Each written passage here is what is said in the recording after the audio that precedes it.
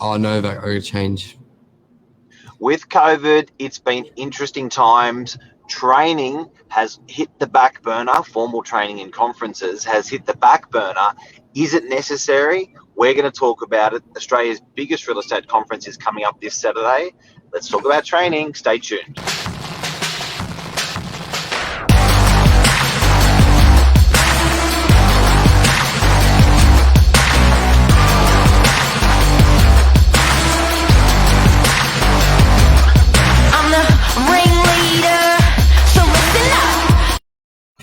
Good morning, everyone. Welcome to Morning Minutes, episode 457. Myself, Michael BURGIO, Mark Novak. Can you ever stop learning? I think in all industries, all fields, we've seen someone come into the industry, do really well, and just as quickly as they was there, they're no longer there. And Gone. I think gone. And I think there's a couple reasons for that. And I think complacency is a big one. Even though it may seem like they got to the top within 6 months, they could have been working like a bastard for 10 years. You know when people say like overnight success, but it took 10 years? Sort of like that, where they're fine-tuning their skills, learning everything, trying new things. They get great success and they hold it for a relative short period of time. And it's like, then a couple of years, you go, hey, where'd that guy go or girl? They were great, but where are they gone? And I think a big component of that is doing what you did to get where you did and continuing it. When complacency sets in, progression stops.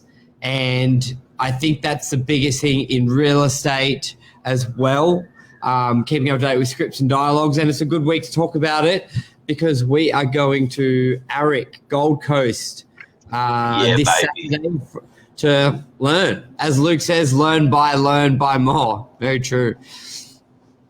It's great. I love, and you know what? What's really interesting, if you profile, let's just talk about real estate agents. If you profile real estate agents, they're a little bit like pro footballers. They don't have their term going over a long period. Don't like to say it, but it's one of the industries that you know, if I look across the northern beaches or the eastern suburbs, the agents that were operating at the top of the crop don't operate for a long period in that. And I think it's challenging, and to challenge our mind and to unbox that and look at why and what can we do as salespeople to make sure that we don't fall into that category. Yeah, as good morning, Paul. Luke will be Arick. That'll be good. We'll be able to catch up. Rosie, constant learning and passion combined is the answer.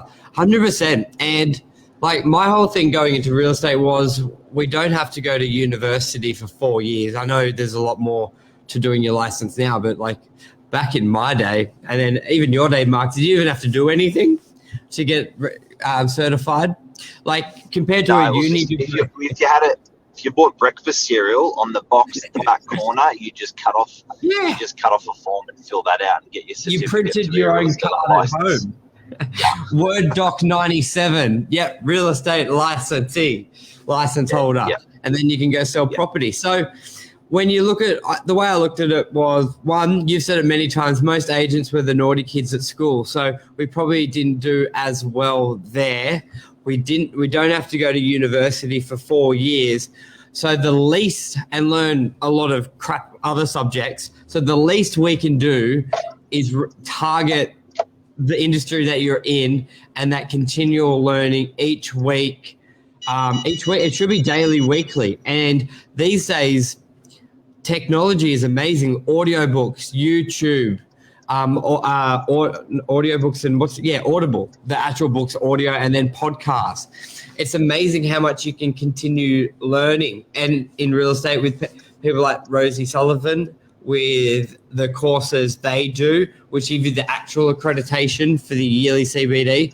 But I think it's with what we're saying, can you ever stop learning? It's a big fat no, because on two parts: refining your skills, dialogue, and then two, evolving with technology. If you, yeah, Can that's I probably can I dig deeper? The layers that are above that, like I think when you ask yourself, should I do more training? I think the common answer is yes. And I think that when you talk about exercise, should I do more exercise? The question is yes. But I think if you've got to dig deep and say, what are the motivators that are going to make me train?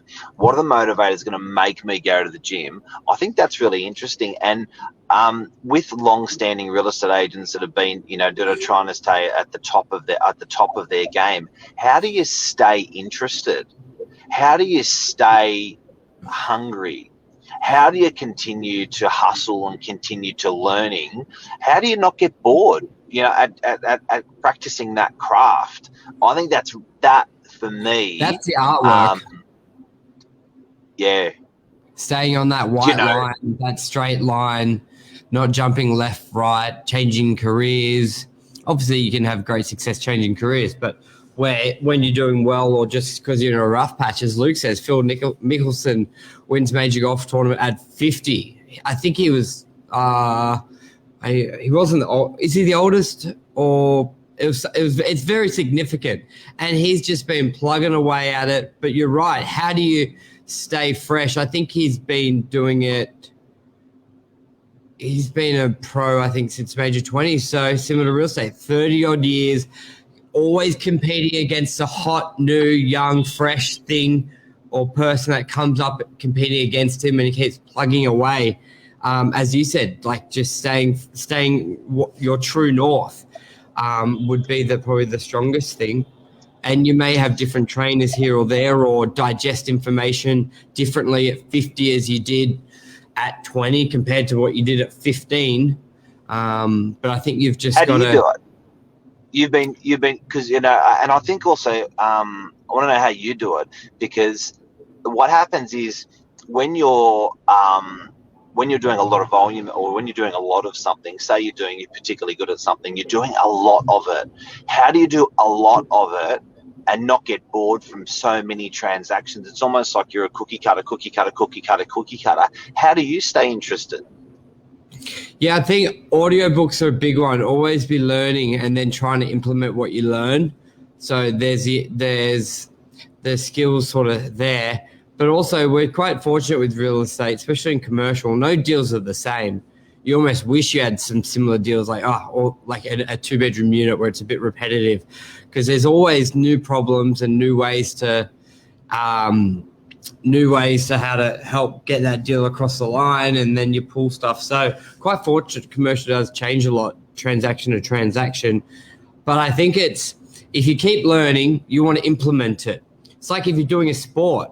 If you learn a shot, you want to implement the shot. If you don't learn the shot, you don't implement the new shot, and then you're using the same shit over and over again. You start losing, you get angry. So it's just refining it. What about yourself? Luke, how do you stay interested and keep yourself learning, pushing, hustling? Rosie, how do you keep yourself hustling, learning, pushing? I'd like to know, guys. I actually did some training last night with the team. There was about 8 of us there. We call it a grow meeting. So we have a grow meeting at 6:30 on a Monday night with anyone in the office that wants to attend.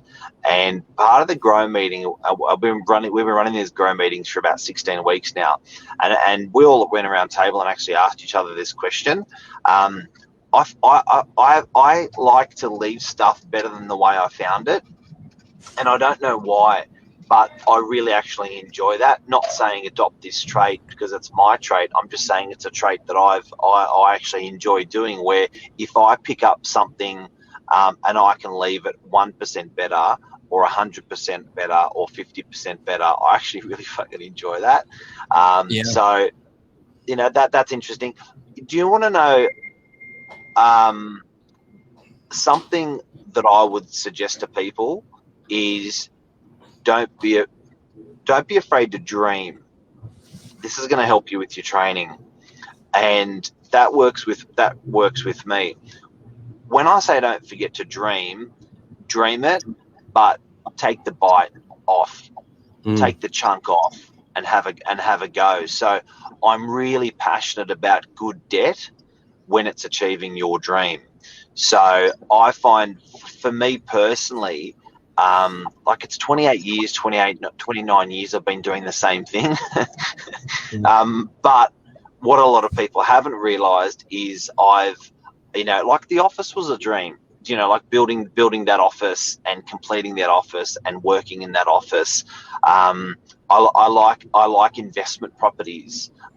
That's a dream. So I think, guys, if you want to keep yourself trained and you want to keep yourself in training, I think you've really got to take a risk and reward yourself for your dreams. And I think for me personally, debt was a really healthy one.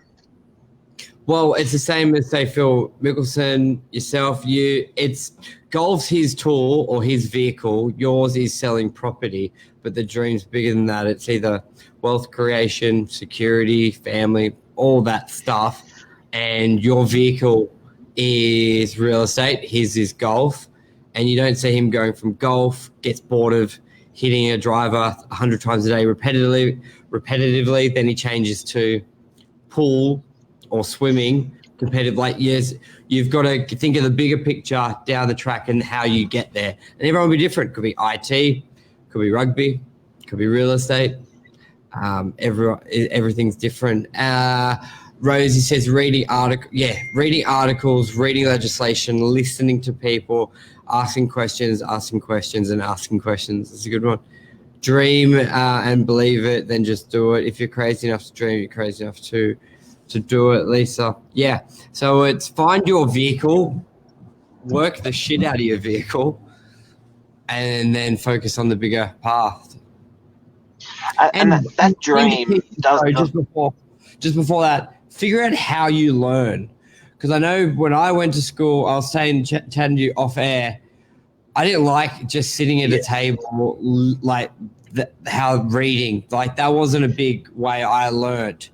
So leaving out school to school, you've got the flexibility of learn however you want, more visually, more audio, in a different language. If you're an immigrant and English was your second language, you may want to learn in your first. You've got the freedom to learn however you like, or vice versa. I think embrace that and do that. But I think that's key. Like how I learn or will not be the same as maybe how you learn or Luke learns or Rosie learns. So I think that's the first thing you need to figure out, what you enjoy. Is it why you do you? You do you. What were you going to say, Mark? That the curriculum doesn't have to be a real estate curriculum for a real estate agent, or the curriculum doesn't have to be, a legal curriculum if you're a lawyer. I think that you've also got, and because I'm trying to get into why people would do training and push themselves with training, I think when you dream that there's a couple of different pillars in people's lives. Me in particular, there's family.